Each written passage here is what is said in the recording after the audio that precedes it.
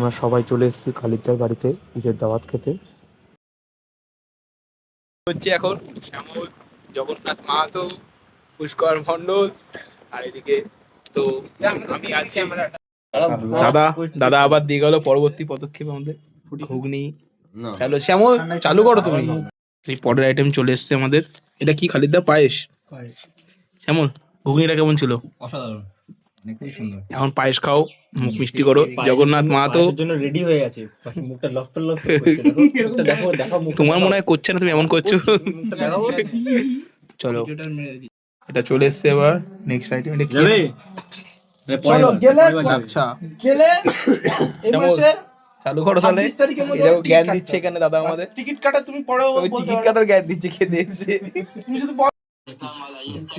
দাদা চলে এসছে আবার রুটি, মাংস।